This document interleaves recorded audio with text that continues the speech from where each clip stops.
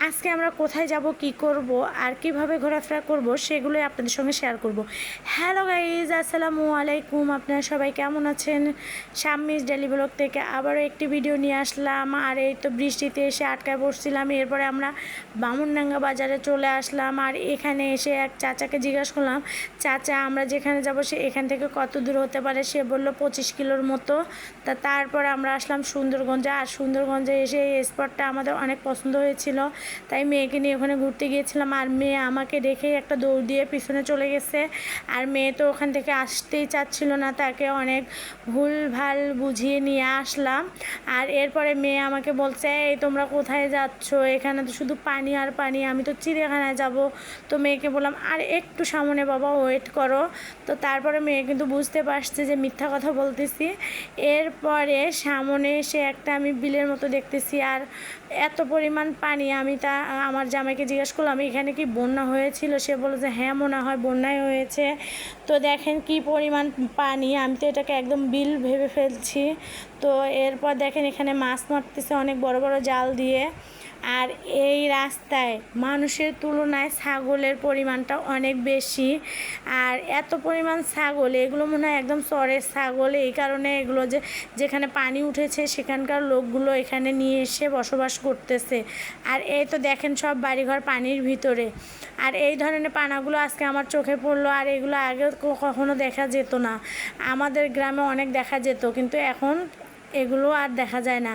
আর দেখেন যারা নদী এলাকায় বসবাস করে তাদের কি অবস্থা, কিভাবে তারা বসবাস করে আর তাদের কতটা কষ্ট। এই তো আমরা চলে এসেছি আমাদের সেই গন্তব্যস্থানে। আমরা আজকে আসছি হরিপুর তিস্তা ব্রিজ।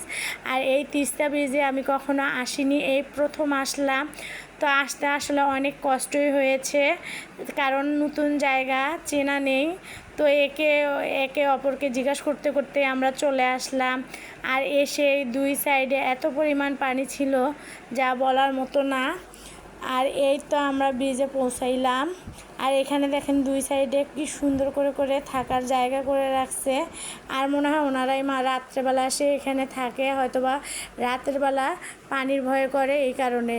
আর এই তো এই যে তিস্তা ব্রিজের কাজ চলতেছে, এখনও শেষ হয়নি। আমি তো জুতা খুলেই নেমে পড়লাম বাঁধের নিচে, কারণ ভয় লাগতেছিল অনেক যদি পড়ে যায়। আর এখানে এসে কিছুক্ষণ ওয়েট করলাম। দেখেন ব্রিজটা একদম কাজ সম্পূর্ণ এখনও হয়নি, কিছু বাকি আছে। আর রাস্তাও ক্লিয়ার হয়নি, এজন্য ব্রিজটাতে আর আজকে আমরা ঢুকতে পারিনি। তো যখন কমপ্লিট হবে তখন আবারও আসবো এখানকার একটা নতুন ভিডিও নিয়ে। এরপরে বাঁধটাও ভেঙে যাচ্ছে, তো এখানে কিছুক্ষণ গল্প করলাম এনাদের সঙ্গে যে আসলে আপনারা এভাবে কীভাবে বসবাস করেন। তা বললে আমাদের আসলে অভ্যাস হয়ে গেছে। তারপর এখানে চাচাকে বললাম যে চাচা এখান থেকে ওই শেষ সীমানায় যাইতে কতক্ষণ সময় লাগবে? তো চাচা বলতেছে মা প্রায় 20-30 মিনিট যাওয়া আসা লাগবে। তো বললাম যে ঠিক আছে চাচা, দেখা যাক পরে যাব কি না। এরপর দেখে আস্তে আস্তে এখানে পর্যটন আসা শুরু হয়েছে। তো আকাশটাও অনেক আজকে কিন্তু খারাপ। তো এরপর মেয়ে বলতেছে যে বাবা আমি চিপস খাবো। তো আমি ওকে বললাম এই তুমি তো অনেক চিপস খেয়েছো, আরও কি খাবা? তো এরপর দোকানে যেয়ে কিন্তু সে চিপস না নিয়ে চকলেট নিয়ে নিল। আর ওখান থেকে আমরা এখন রওনা দেব, এই কারণে আর বেশিক্ষণ দেরি করব না, নৌকাতেও উঠবো না।